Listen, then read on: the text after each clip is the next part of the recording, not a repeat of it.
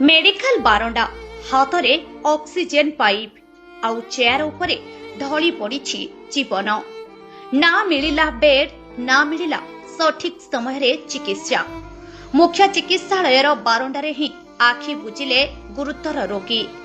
कलाहांडी जिला मुख्य चिकित्सालय भवानीपाटणरू आसीछि स्वास्थ्य सेवार एभली एक विकल तथा दायित्वहीनतार चित्र। भवानीपाटणा जिला मुख्य चिकित्सालय रे चिकित्सा अवहेला। बेड न मिलिबारु चेयर रे बसी बसी आखि बुझिले गुरुतर रोगी।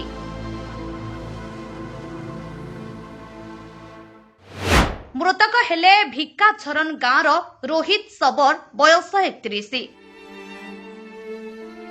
सूचना अनुसार भवानीपाटणा सदर थाना अंतर्गत भिक्काझरन गाँवर 31 वर्षीय युवक रोहित सबर गुरुतर असुस्थ हो पड़े। परिवार लोके तांको आशा अनेक नहीं जिला मुख्य चिकित्सालय रे इमरजेंसी वार्ड को आनिथिले, हेले मेडिकल रे मिलिलानी बेड।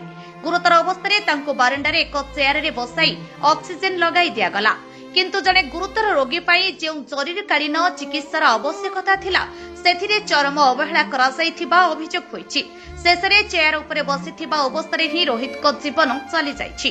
डाक्टर और मेडिकल कर्तृपक्षक एभली दायित्वहीनताकु नै एबे कांदी कांदी नेहुरा हेउछंती मृतकक स्त्री और संपर्कीय।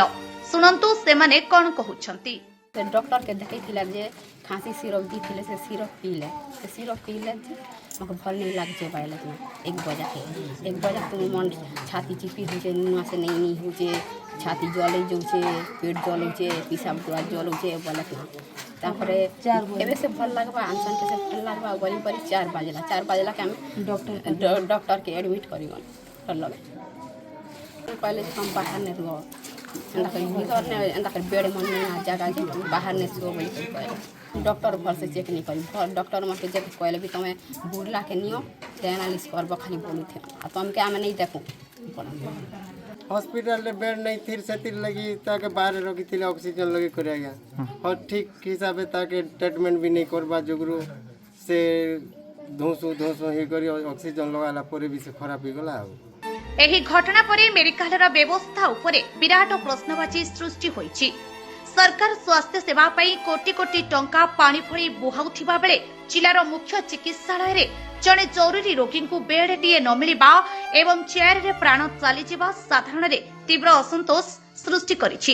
ए विषय रे जानला परे हमर मेडिकल कॉलेज सुपरिटेंडेंट मैडम से विषय इंक्वायरी करी आपण मान को रिपोर्ट देबे। ना बेड जो मिल पारानी बेड से निजे कहले पेशेंट कहला जहाँ मैडम कहते जे मु खाली जगह रही मत ये भल लगुनि जो यही जगह रही कहले ना यहाँ तो ठीक लगुनि तथापि मैडम इनक्वायरी रिपोर्ट देला जहाँ जना पड़ा से इनक्वायरी जना पड़ोनी से इनक्वायरी जना पड़ो ना आपणकर कौन है।